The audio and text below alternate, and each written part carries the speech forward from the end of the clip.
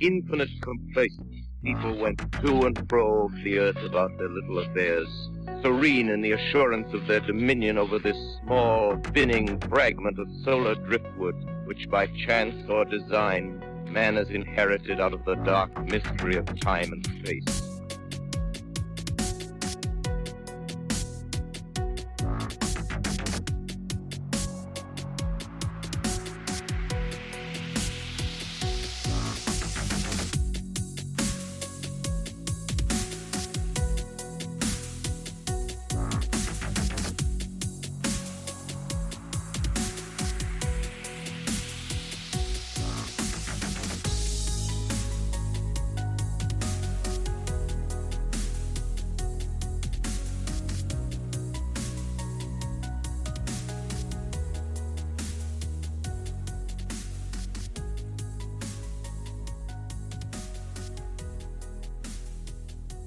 If you're on the hunt for another fantastic interview-based podcast to add into your rotation, look no further than Jim Harold's Campfire.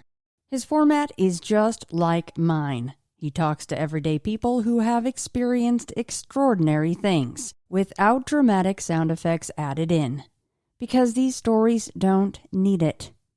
He covers hauntings, UFOs, cryptids, and unclassifiable high-strangeness. If that's not enough of a nudge, how about the fact that his shows have been downloaded over 60 million times, and that even just the campfire itself is in its 13th year? So do me a favor and follow Jim Harold's Campfire on Apple Podcasts, Spotify, or wherever you listen to Into the Fray.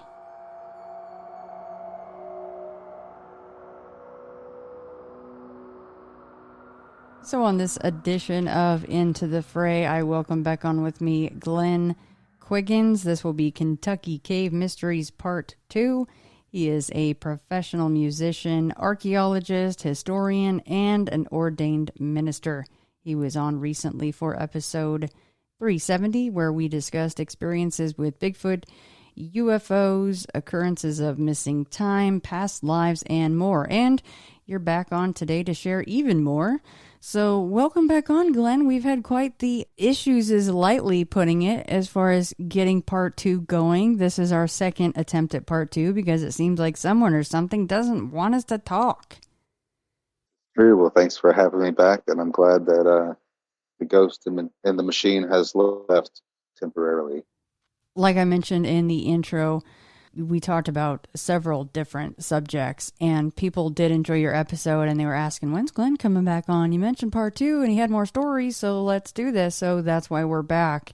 And, you know, I have the list in front of me that you sent. If you'd like to just go down that list, should we kind of rock it that way and start with the ghosts in the cave? And I'm assuming this is the same cave that we've been talking about this entire time, right?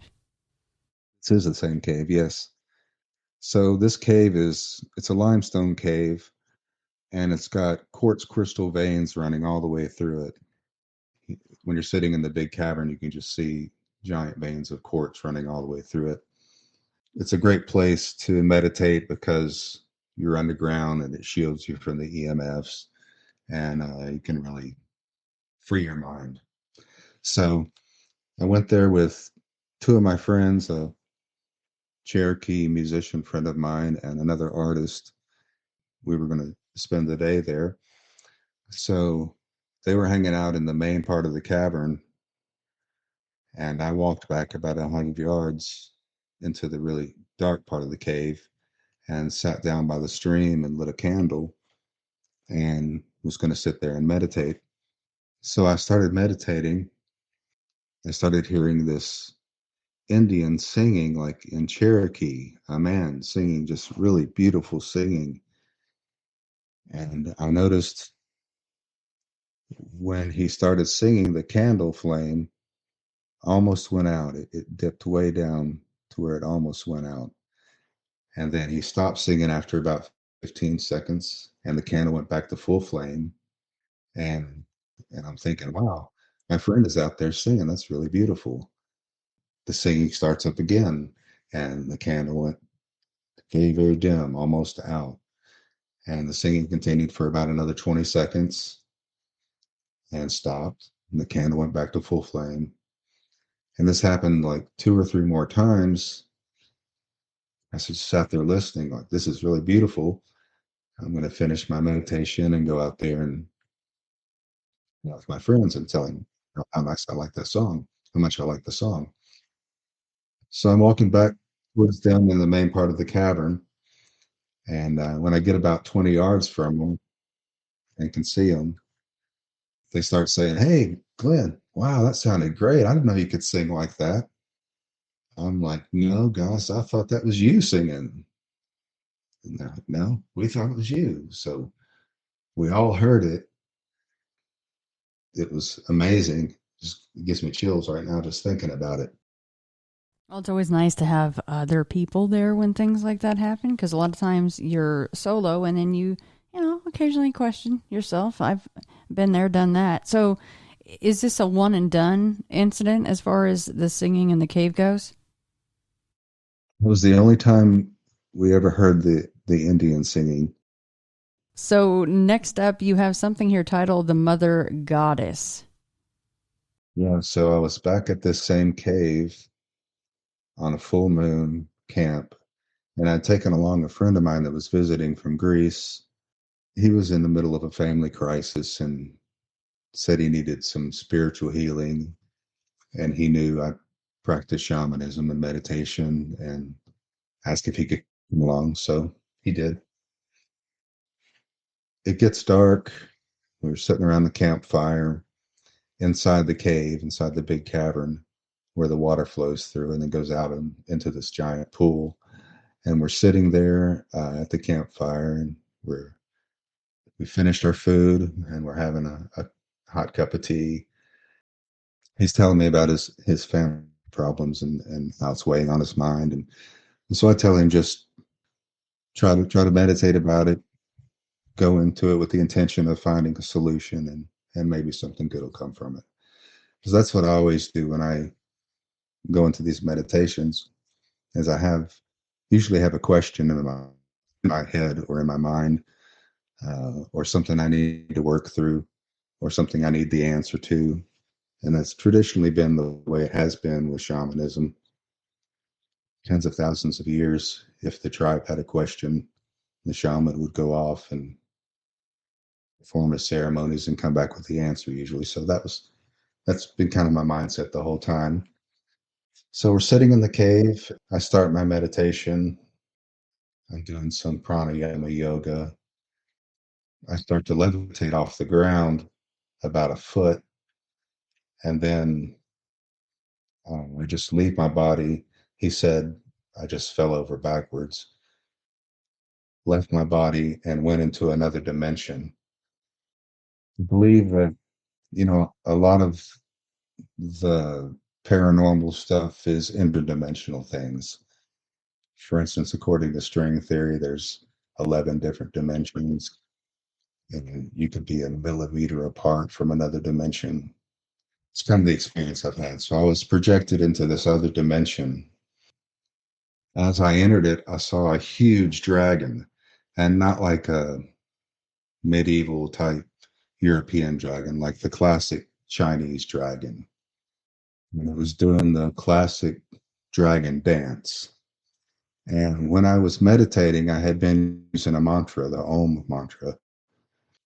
As I saw this dragon, and it was huge, it was probably 60 feet long, and it was doing the dragon dance, and it was making the Om sound. And it turned and looked right at me. The Om went up like an octave, and it terrified me. I was so scared. But I've learned that in these experiences, you've got to get through the fear. You've got to be able to work through that fear and not let it hold you down in order to get past it and experience whatever there is to experience. So I just left the fear behind and embraced it. And as I did, I was transported into the presence of this, I guess it was some kind of a ship. And inside the ship, there was a lot of other humans with me, and we were all in these little hexagonal cells, like in a giant beehive. And you could hear that dragon ohm humming like a trillion bees. It was so loud, and you could just feel it all the way through you. And we were all in these little hexagons. And we were transported into another dimension. And then all of a sudden, I was by myself, and it felt like I was just in the presence of Mother Earth, the Mother Goddess. And in Chinese mythology, that's what a dragon can symbolize: Mother Earth, and especially water and underground water.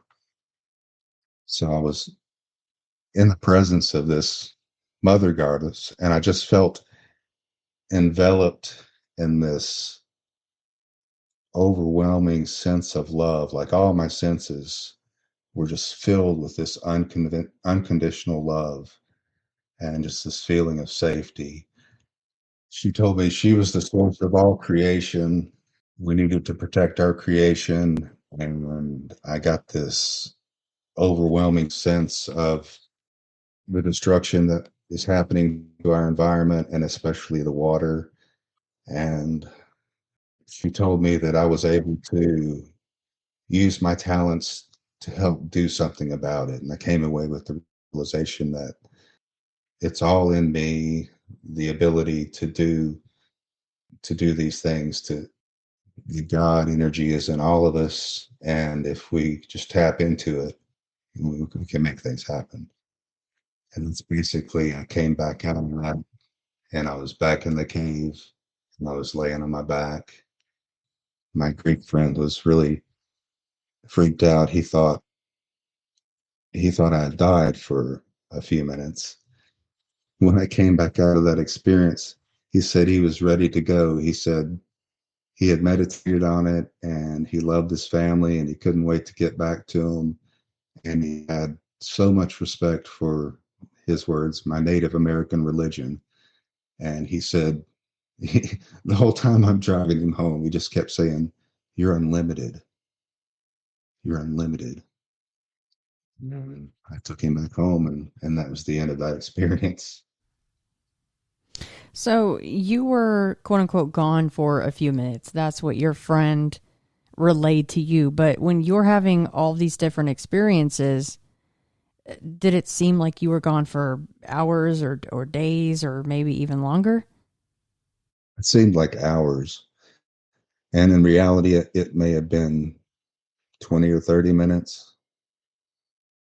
But yeah, it seemed like an eternity almost. Like, and not someplace I wanted to leave necessarily.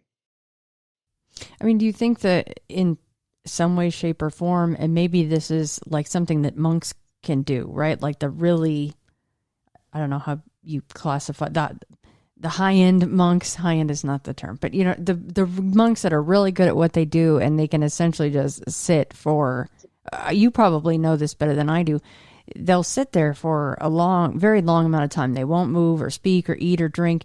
Do you know if there's been some kind of documentation as far as a monk that's done it for X amount of time, and that to most of us, that would be a crazy amount of time to do such a meditation? It's very common. Yeah, the monks, especially the ones that have been practicing for a while, do develop the ability to levitate and to leave your body, astral project, experience all these other dimensions. It's well documented in Tibetan Buddhism. Now, Glenn, what about the use of other aids? Have you ever utilized things like peyote, DMT, or ayahuasca to help you get to these different places or connect with beings, anything like that? No, I've never tried any of those things. I've studied them because a lot of shamans do use them. So I know quite a bit about them, all the ethnobotany that's related to shamanism, like Maria Sabina, for instance, in Mexico with the psilocybin mushroom. But yeah, but like the in Tibetan Buddhism and Hinduism and the various types of Kundalini yoga. I mean, you can do all these things without those substances if you just train yourself to using breath control and sound and these other ancient techniques. Now, considering the gift that you have, this incredible gift of less than an hour, you're a professional drummer. You've been on stage with some incredible people, and you're very humble because you won't even name drop that much, and I bet you can name drop some amazing bands that you've been a part of and played for. But with your gift, it seems like you already are set up a little bit, or a lot of bit, I should say, ahead of most people as a drummer to be able to memorize an entire album and get on stage and play live, mind you, folks, for some of the top musicians in the entire world. I would say that you're head and shoulders above most people in some way, shape, or form that we don't understand, right?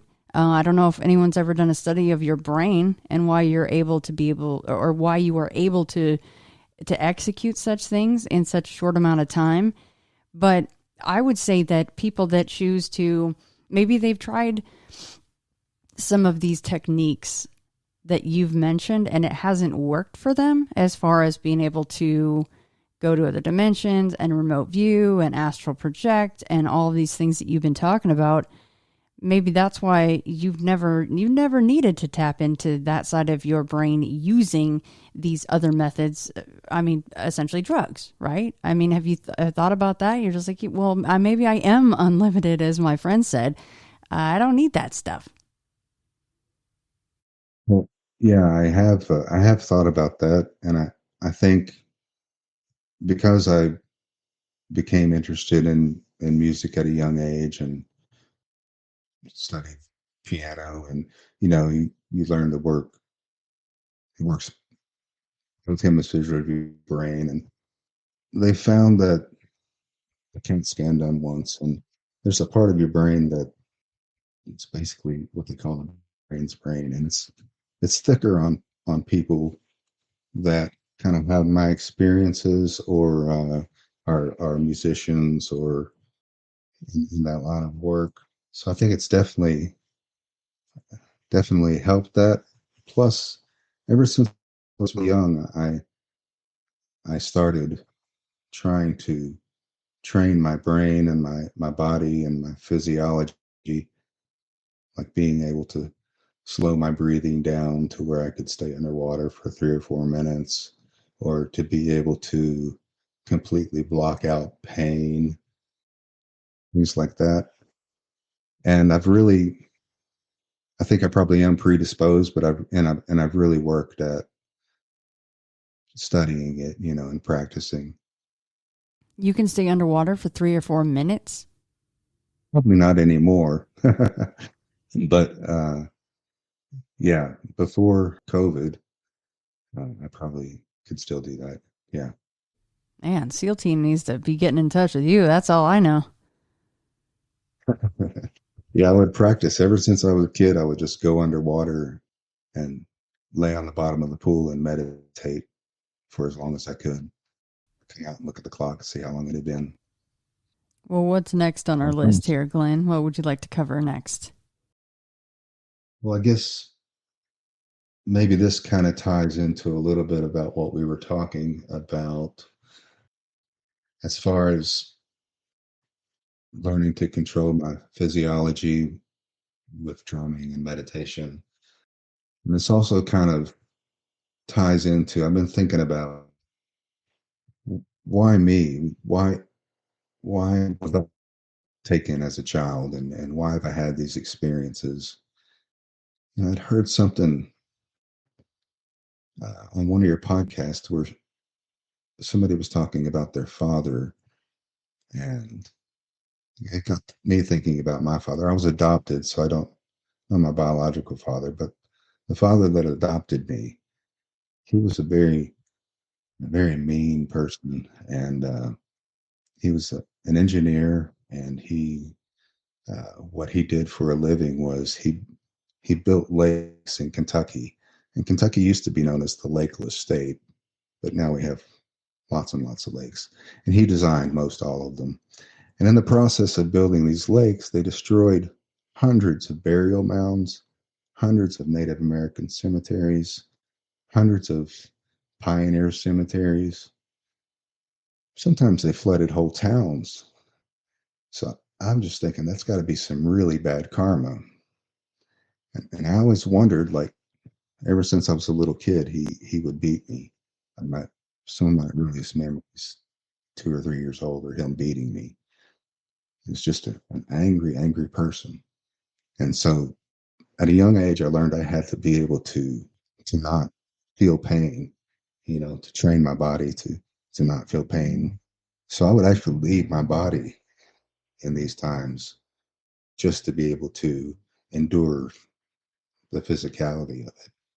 So I think that had a lot to do with kind of showing me what I was capable of at a very young age and continued into my years.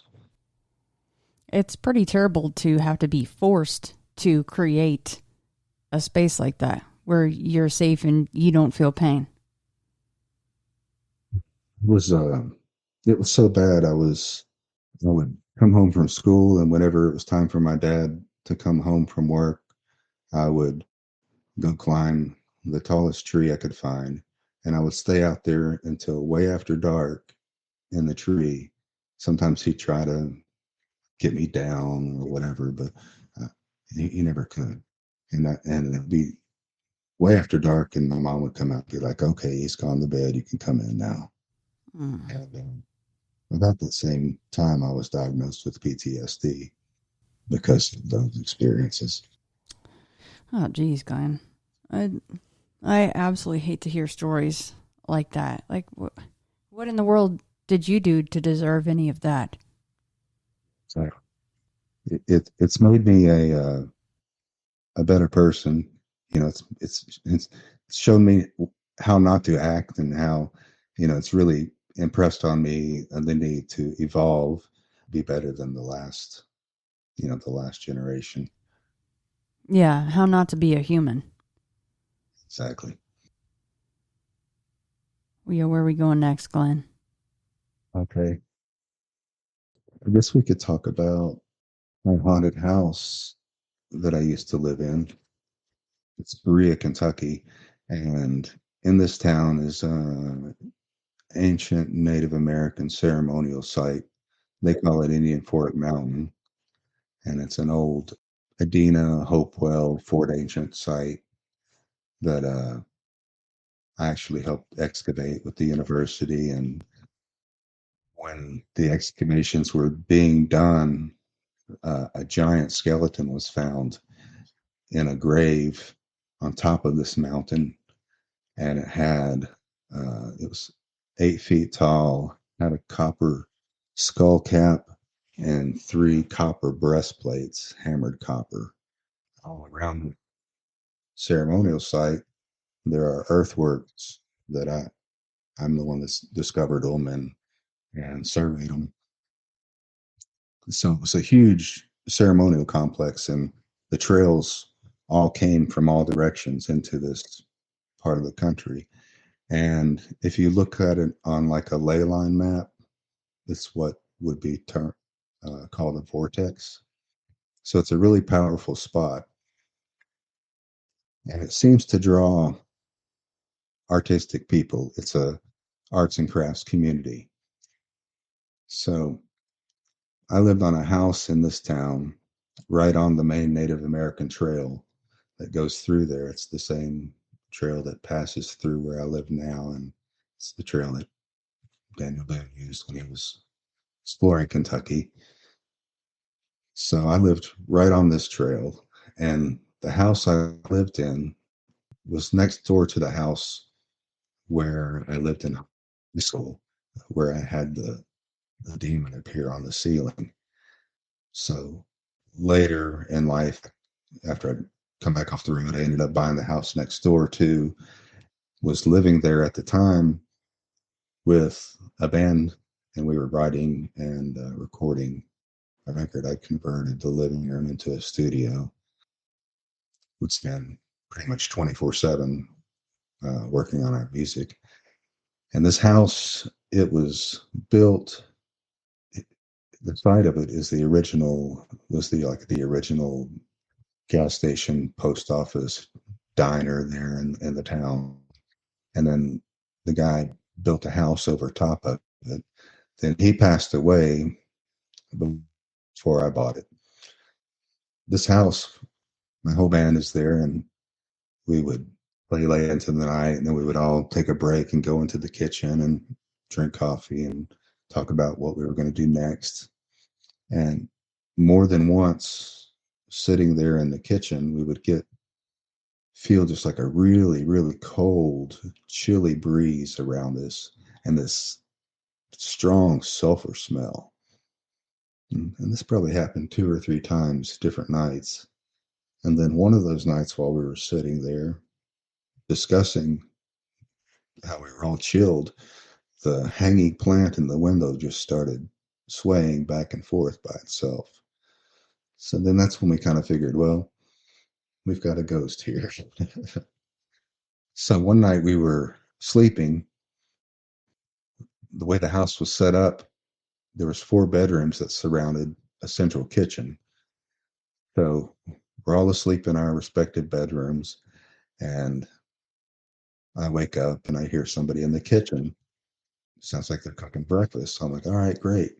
Ralph's in there cooking breakfast.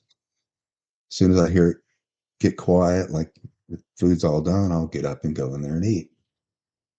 So at the same time, Ralph's in his bed thinking, all right, Glenn's in the kitchen cooking breakfast. I'm going to lay here until it's done, and then I'm going to go in there and get some food. So basically, we all are laying in our beds thinking the same thing until we hear the plates set on the table and the silverware set on the table for 4. And at the same time, we all get up and walk in there, and the kitchen is completely empty. Nobody. Yeah, it's a shame there wasn't actual food there. That would be the best kind of ghost. That would have been the best. We were so hungry. Especially when you're laying there, you just think, oh, my buddy's making me some food. And then you get up to the horror that there is no food. I know. And we were starving artists at the time. We were lucky if we ate 1 meal a day. We were so hungry that one week we would eat just spaghetti noodles. Next week, just potatoes. The next week, just water. Just like we were so hungry. Our guitar player would eat in his sleep. He would lay there and we'd go, Jeff, would you like some fried chicken? And he'd go, oh that's my how gosh. hungry we were. Okay, was there any smells associated with that experience for any of you guys? Not the cooking, no. Just the weird sleepy smell. Yeah. Yeah, I mean, I guess that's kind of classic haunting stuff, but considering the fact that you've got these native ceremonial sites and burial sites, that could be any number of things, including and up to just an old owner, right? Just in a loop in the kitchen. Be any number of things. And there were more very strange things. Like when I lived in this house, I would have people from all over the world come to visit me from Europe on their holidays or whatever. They get like a month off and they would come hang out with me. And so I'd have visitors all the time. And every single one of them would come to me in the morning and say, did you come in my room last night? I'd be like, no. Why? I saw a shadow person standing over in the corner of the room just staring at me when I woke up. And it's probably, I don't know, 10 different people have told me that. I never saw it, but once when my son was a baby, he was about 4 months old, I guess, and I was holding him, And all of a sudden, he started looking up in the corner of the room and smiling and laughing and giggling and trying to reach out and grab something. And all the hairs on my arms and the back of my neck just stood up. It was so scary. He saw something, and I believe that little kids, especially babies, can see more things than we can sometimes. It's because they have been told that, no, that's not real. Well, yeah, and I'm sorry to go back, but just you mentioned the importance of not disrupting native burial sites and ceremonial sites, and that's all that your very abusive adoptive father would do. Was he, and you were very young when this is going on, so maybe you wouldn't know, but I wonder if he was always like that, if he was always that violent and angry, or if it's as you say, you start messing with this stuff, that's got to be some bad karma. No, he wasn't always like that. It wasn't until my parents were already married. My mother was already out of school and helping to put him through his last year of school. And she said he was a completely different person but once he started that job, he changed and just became really, really mean and unhappy. And it was literally every day wondering, is this the day is he going to catch me today or am I going to get away? But yeah, and then for me to grow up and be an archaeologist and a protector of burial mounds and native sites, the complete opposite. He used to take me on the job site when I was a little kid. I have home movies of me being 3, 4, 5 years old on these sites where they were just destroying these mounds with heavy machinery, and he'd walk out there and pick up artifacts and stuff and put them in his pocket and keep them, I mean, as you grew older, did you just never really talk to him? Did he ever change? Did he ever apologize for how he treated you? As an adult, well, I left home. I guess I was probably beginning of ninth grade. I left to get away from him. But as an adult, I came back. I'd been on, I guess it was my first national tour. I was about 19, just got off the road. I think I'd done 727 shows in 1 year, sometimes 2 or 3 a day, all over the United States. So I had a lot of time to think about it. So I came back and I tried to talk to him about it, ask him why, and and and he just totally denied that it ever happened.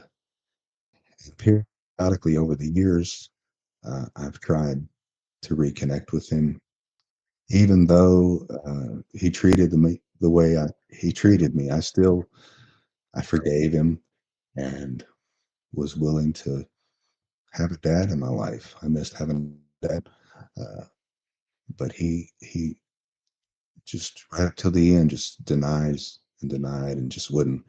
And the last time I talked to him, I said, "I love you, Dad. Do you love me?" He said, "Well, I used to when you were a little kid, but not anymore." I said, "All right, well, Wow. it's been nice knowing you." That's nice. So he says he used to love you during the times that he actually gave you PTSD from these occurrences. Right. He's saying that's when he used to love Right. you? It was love. Oh, gosh. Yeah, pretty crazy. Yeah, that's a special kind of love that no one deserves to be on the receiving end of. He was a very misguided soul. Yes. Well, yeah, sorry for the digression, but that popped in my head, and that should have popped in while we were on this subject, because you blatantly mentioned like he was messing with ancient sites, which seems to be a recipe for disaster for many of folk. And the worst part is they know they're doing it. Agree. And then to bring me out there and to bring home artifacts from these graves. It was just wrong.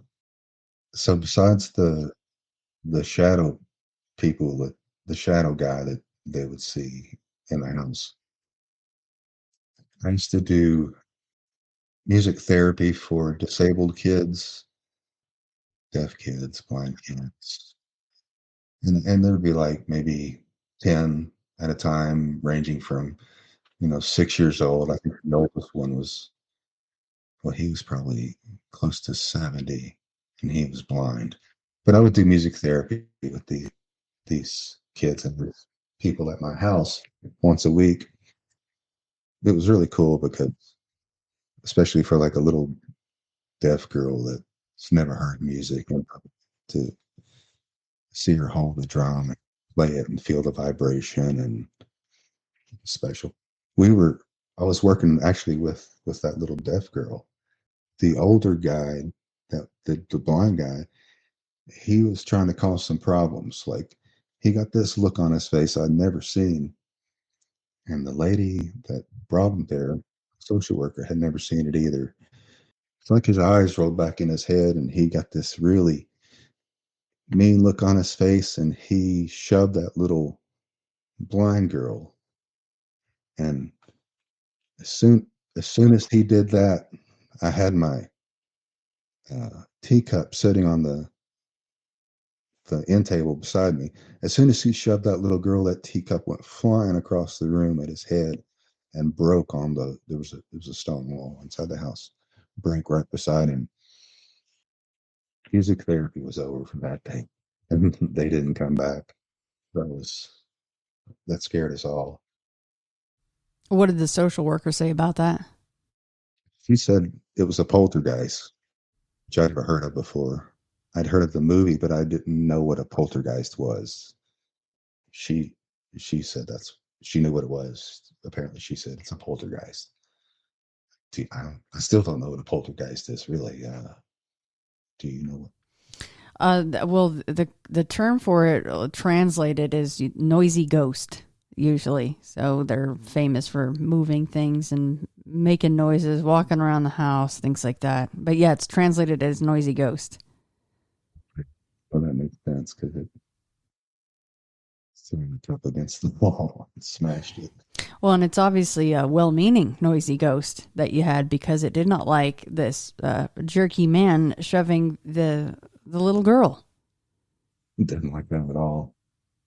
And it's the guy is probably lucky that either A, it just wanted to scare him, or B, that it had bad aim, because it was towards his head, but not at it, like right at his head, right? He was lucky, yes.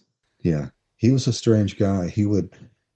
Where he lived, he would go out into the woods behind the house and take Walmart bags and weave them together into some kind of weird little tent structure and just sit out there. A bunch of Walmart bags big enough for him to get into? No, he would take them and like kind of pile and weave them together into like this one big sheet of Walmart bags. Oh gosh! And he made like this little tent shelter in the woods. Oh yeah. Goodness! See, you just never know who's in the woods. You got to be careful. You just do not know. And obviously, he's not. He's blind to most of us, but in some instances, he's not blind at all. So that's very strange. Pretty strange. Well, yeah, what else went down in that house? That's probably the only other kind of ghost type stuff, besides just the general negative energy of that house. It just had a bad feel to it. It was constantly burning sage and cleansing it. Yeah, I sold it and bought a place on an island in Belize. Do you know how old that house was, Glenn? Let's see. The original, like it was the original, little kind of trading post on this trail. So that original structure was probably, late 1800s, I'm guessing, mid 1800s, and it had been built over a few times. Right, and I wonder what these various structures, their purpose was. right? Who knows? Yeah, there was one. The weirdest thing in that house was there was a basement door that you opened, and it just went into like this little room with like a concrete bench, and that's all it was. Oh, Like, that's I don't creepy. know what it was. That's a little Yeah, creepy. it was a creepy place. I've heard of that several times on the show, where someone moves into a place and then they're in the basement and they're like, oh, it looks like a door, or maybe it's like a faux wall or something, right? And then they get back in there and it's just this tiny little room for God knows what, and you probably don't want to ever know. Yeah, it's really strange. Well, yeah, where are we going next?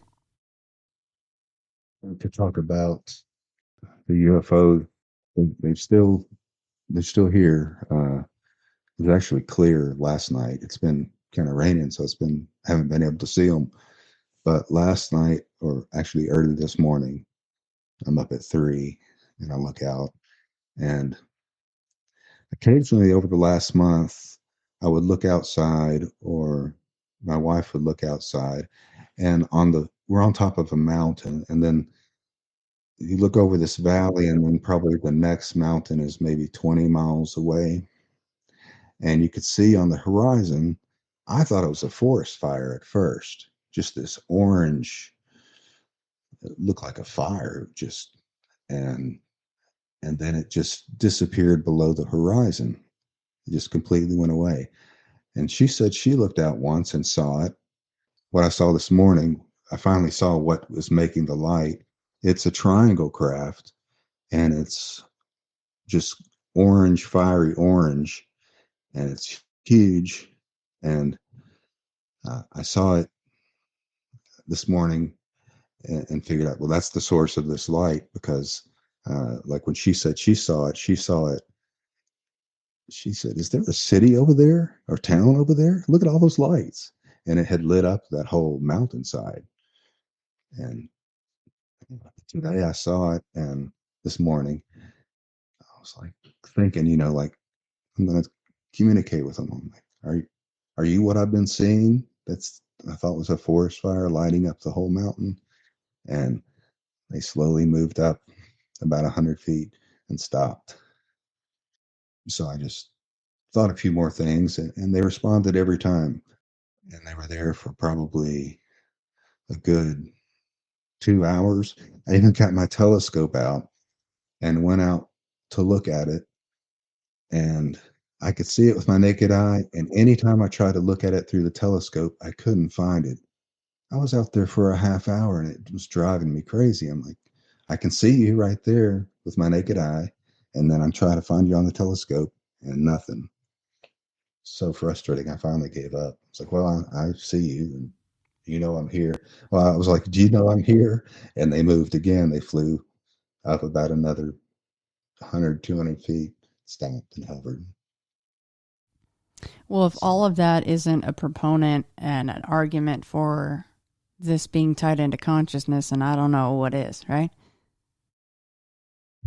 It's pretty obvious to me.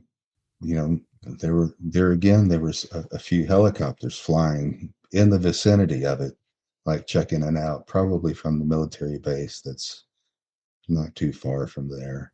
And this military base, has extensive underground facilities too. And it's just, everybody knows that lives around here, that's what's going on there. Those helicopter pilots, if they're not the same ones, which hopefully they aren't, because boy, they need to get a different post. I mean, haven't they learned by now not to mess with those things? You told the story last time of one of them, dropping 100 or so feet, and they're trying to mess with these UFOs. I have a question for you, and it's just conjecture on your part, of course. Why do you think UFOs even have lights? Do you think it's part of their propulsion? Do they have them for when they need to draw attention to themselves? What's the point? I have no idea. I've never even thought about it. Yeah, I don't know. Yeah, because it's, What do you think? different theories out there that it is tied to their propulsion. But you do hear of people. I think I brought ESETI up to you last time as well, but I've talked about ESETI Ranch before in Washington State. But the power ups, the quote unquote power ups, and they're telling the craft, oh, communicate with me with your lights, and yes and no, and power up and get brighter for a yes, or whatever it was. And that's what these things would do. So you kind of go, well, is it for both? Is it for communication and propulsion? Or, because other than that, if you have something that can zoom through folded time or whatever the heck they can do to get here, why in the world would they need the parking lights? The old white reverse lights. I don't think they really need those, but we're guessing about something that is way far beyond our comprehension. That's true. And why would they light up the whole top of a mountain like that? Yeah. On multiple occasions. Yeah, and that's cool because we've heard of UFOs that will shoot essentially quote unquote a beam of light, right? Like it looks like it's zapping something very specifically, and then in your case it lights up an entire mountain. And before that, it zapped that large military helicopter. Yes. And all these other helicopters that are smaller, they stay way far away from it. They're within, sight of it, but they never get that close anymore. They learned their lesson. Yes, they did. That's right. Sometimes we're smart enough to stay out of our own way. Oh, yeah. Okay, so you just talked about recent UFO stuff, like last night. You also mentioned in your email 2 very recent Bigfoot vocalizations and some missing goats. Behind my house, and there's I've got 40 acres here, and then it's connected to Daniel Boone National Forest. And then across this little section of National Forest, there's a goat farm, and it's behind me, maybe a mile behind me or something. One night I was in the kitchen and I had the window open. It was in the summertime, and I heard this super loud roar coming from down in the woods in that direction. So loud. And then after that, a dog would bark. And then maybe 5 seconds later, it did the same roar. And then the dog would bark. And it kept doing that. And it did it like 5 or 6 times. It obviously wasn't any animal that I've heard around here. So I went online and was looking up sounds of Bigfoot. And I found a couple that had recorded, I think it was either Canada or Colorado. It may have been Canada. But they had 2 of them, and they had like a little baby, and they were maybe camping or something. And it was the same noise that I heard. And it did it about the same amount of times, but it was exactly the same. So I was like, well, that was a Bigfoot. So the next time I see these goat farmers, I'm going to ask them if they're missing any goats. So, unfortunately, the next time I saw them, the goats were in my garden eating everything I'd grown this summer. Oh. Yeah, there's like 20 of them in there. So I went and talked to them, and they don't believe in fencing their goats in. So they just let them run wild. I said, well, you probably lose a lot of goats that way. And they said, oh yeah, we've lost 4 adults and 2 kids in the last year. I said, well, there's some big predators around here. They didn't want to say Bigfoot. Yeah, I heard a Bigfoot down in your goat farm taking their goats. You're like, by the way. Yeah, we have big predators around here. We have black bear. We have wildcats, and you're like coughing. You're like, Bigfoot. I'm sorry, I had something in my throat. And he pointed over to his dog, like, well, I'm not worried. I've got this dog. And I was just thinking, yeah, good luck with that. Mm-hmm. But yeah, so the goats are disappearing quickly, and it sounds like a Bigfoot buffet down there. I mean, with them not being fenced in, I mean, just to play devil's advocate, it could just be them kind of wandering off, and then maybe they wandered into the wrong garden and somebody either kept them or, shot them or something. Well, they all stay together. They all follow this one, the goat king, I guess. So that's why they travel like 20. They'll be in a herd and like in my garden or walking down the road. They're always together. And I told the guy, I said, the neighbors have mentioned that they almost hit your goat. Has anybody killed any of your goats? No problems. And so I told him he probably should. I said, good fences make good neighbors, and some neighbors make good goats too. So there's an option there. Yeah. Fence them in, or they're going to start disappearing. So it could just be nobody around here would do that.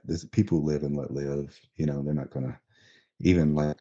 I could have killed their goats. I could have shot at them or whatever, but I just told them, hey, we're neighborly people here, and just want to give you a heads up. So I think they disappeared from what we heard down there. You're like, by the way, your goats are well fed now, so you're welcome. Yeah. Yeah, she offered to reimburse me for my garden. So now how are you going to do that? You're gonna replant and come here every day and tend to it? I don't know. Yeah, and bringing up that dog. I mean, the dog's going to be on the porch or underneath the porch urinating itself when the biggies come through. So you're like, yeah, the quote unquote other predators in the area. Your dog's not going to do much with that. He's going to know. He's going to be a whole lot smarter, and he's going to turn tail and be out of there. I wanted to say, have you ever seen a video of a black bear and a dog, or just imagine a Bigfoot and a dog? From all the stories that you've heard, they don't get along usually. No, and I think there are some dogs, and they're probably smaller dogs, because let's face it, they have little man syndrome. I have a small dog, and he's just as dumb as the rest of the small dogs. God bless small dogs, okay, everybody? We know that this is how they are. They don't know when to turn tail. Like the bigger dogs are like, I'm out. I'm smart enough to know this is not my fight, okay? Another day, another time, in another life, when maybe I'm a small dog and I decide to do this ill-advised thing. It's true. I used to have a Chihuahua in Belize, and she was fearless. Yeah, they are. They really are. And maybe they're not. I shouldn't say stupid. That's probably the wrong thing to do to say about these dogs. But you do question their judgment at the very least, and bravery and stupidity can be a fine line, I think, sometimes. But yeah, most small dogs are very much like that. Well, they used a small dog in Harry and the Hendersons, right? Wasn't it like a Jack Russell Terrier or something? And it was just torturing Harry and barking his head off at Harry until Harry finally decided to show him, hey, look, I can crush you like a little bug if I want to. I wanted to tell you about some of the cattle mutilations that we found on our farm.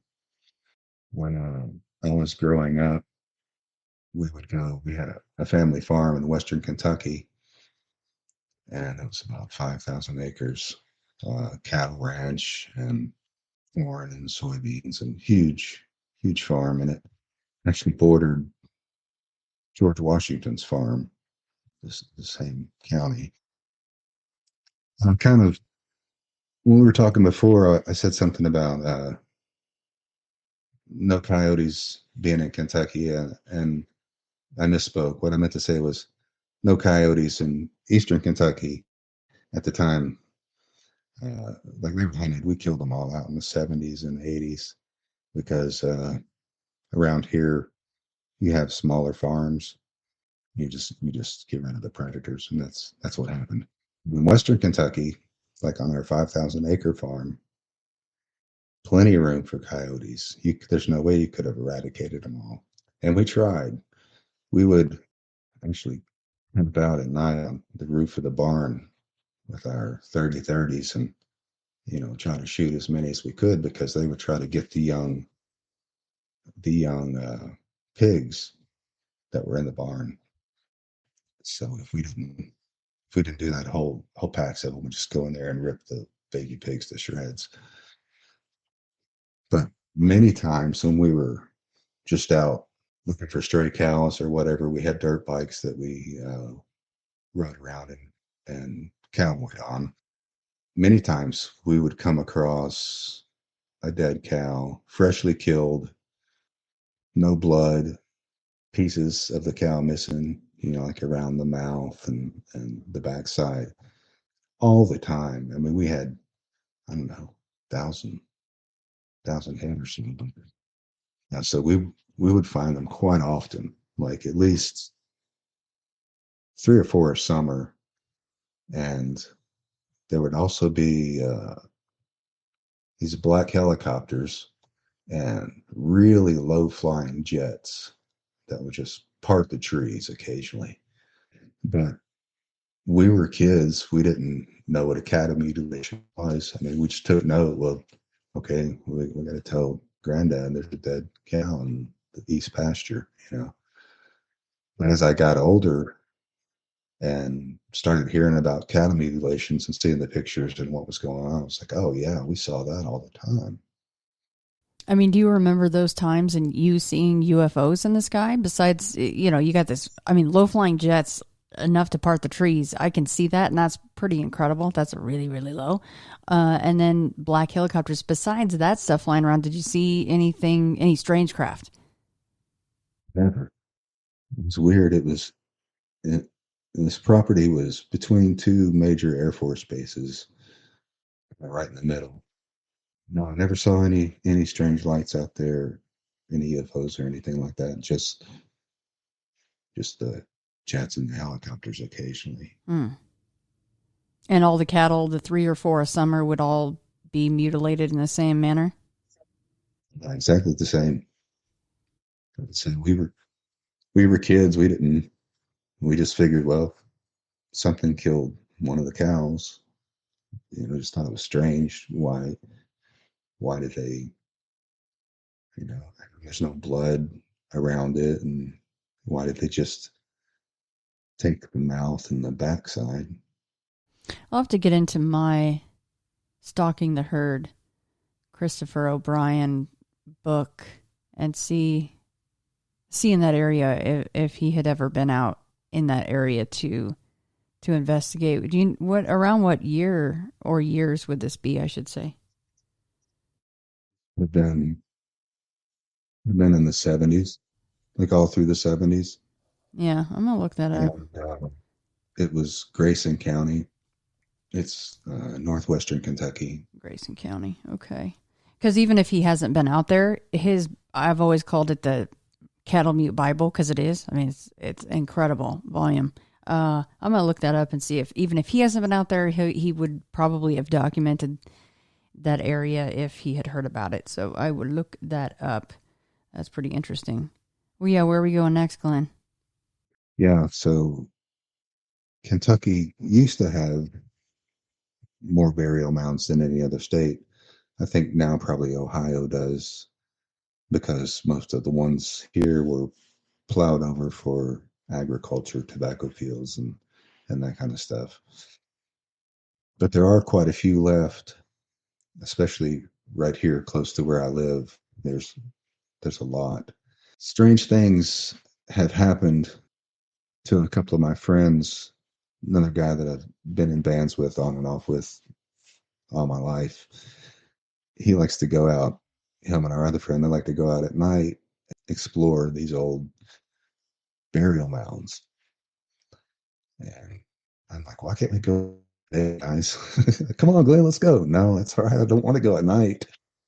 Let's go in the daytime. And then after they told me what's been happening to them, I'm like, see? So they've been paced out of the woods, or I should say chased out of the woods on 2 occasions by Bigfoot in the same area.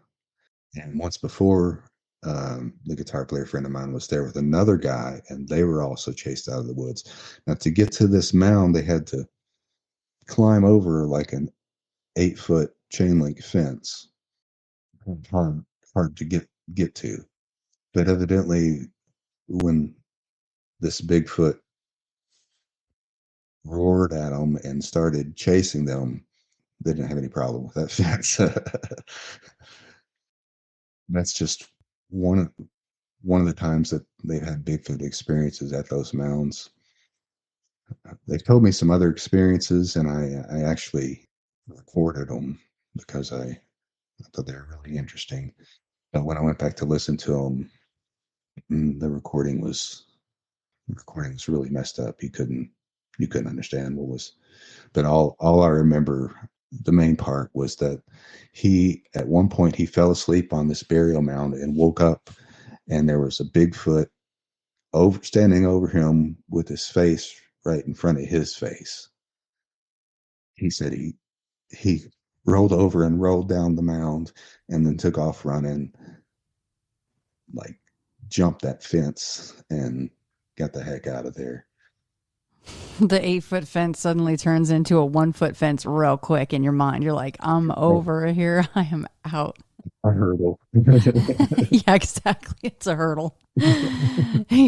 You grow some long legs in that situation. So these mounds are confirmed Native American burial mounds, or what? You know, what's the confirmation on that?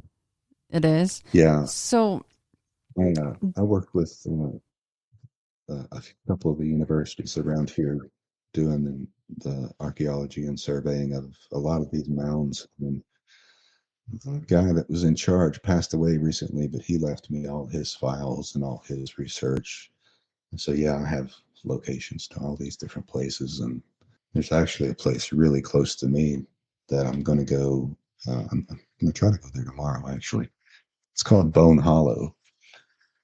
And the reason why it's called that is because in the 1600s, I guess a ship landed in Virginia and had smallpox on board, and eventually made it to the Native American population here.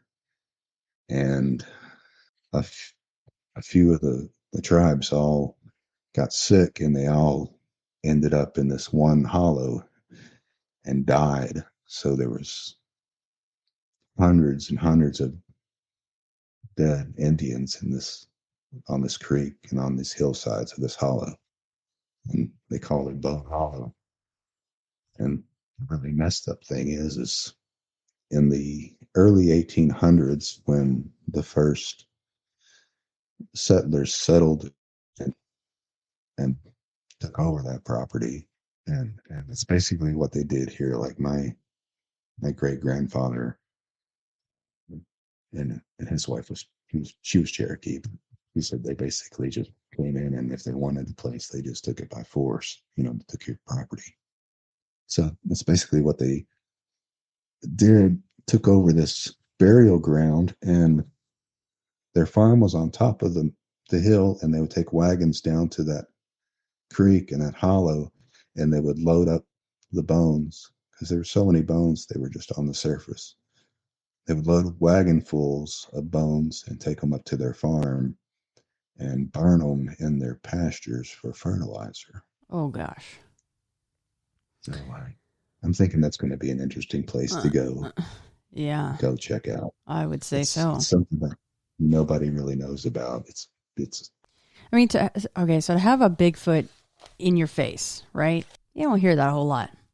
I mean, like your experience from last time was you saw one within 3 feet, which is extremely close. Do not get me wrong, but you don't hear a whole lot about them literally in your face. And this one seemed like it was pretty pissed that your friends were in this burial mound area. Now, considering the fact that they had an 8-foot fence they had to jump over, where my brain goes is that this is a protected area. It's closed off, which means that the Bigfoot are used to the fact that it's closed off, probably save for, a few people tending to the area, whatever they need to do to keep that area up and keep it safe, right? They're probably there just during the day.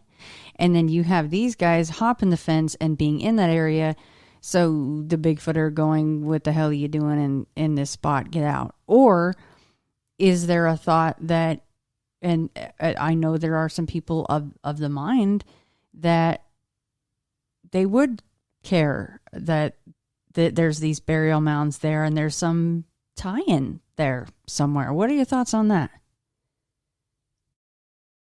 Definitely think they probably were shocked that they were in there at night because they shouldn't have been there, and they probably weren't used to, like you say, they used to the occasional researcher in the daytime, but not at night. I don't know. There's a lot of mystery around the burial mounds. They're usually credited to the Adena people and then later Hopewell people. But a lot of the natives, when the first Europeans came, they said, they were way before us or our ancestors. Some people think because of hundreds of giant skeletons that have been found in these mounds, that they could be giants. They could be, some people think maybe they could be Bigfoot skeletons sometimes. I don't know. It's very curious to me, and the whole idea of them protecting these mounds, these burial areas, it intrigued me because that when the first experience they had around they had other experiences at other burial mounds also. I mean, how many I told you so's did you say to your friends after hearing this story? I couldn't resist. No, how could you? Especially after a Bigfoot right in his face. That's a huge I told you so. There's been so many times when I've been like, it's a beautiful day, let's go explore these places. And he's a night guy. He's like, well, all right. And then by the time he calls me, it's already dark. I'm like, dude, I'm getting ready for bed. Well, we're going out. I wouldn't do that if I was you. Was this before or after that incident? This was before. Yeah. You're like, I don't hear from him now about going out at night. Darndest thing. I can't figure out why. I'm trying to call him for a couple of weeks and can't get in touch with him, so I don't know what's going on. Is that strange? It is strange, yeah. He's a strange guy, so I'm just going to chalk it up to that. Yeah. Well, hopefully he didn't pick another mound to go just chill out on in the middle of the night. Really don't. With a slightly too tall of a fence that he couldn't get over in time, right? So, well, Glenn, I really appreciate you coming back on. And so the next, the home of rock and roll. I think I'm going to close with that. I think I'm going to leave that in the recording. And then Alan Watts is going to come in with Electus. I think I'm going to leave that in because it'll be an inside joke for you and I. Everyone else is going, why is he quoting Rain Man? Like, that was our audio test. Okay, guys, just zip it up. It's none of your business. 97X. Well, thanks, Glenn. Have a good day out there.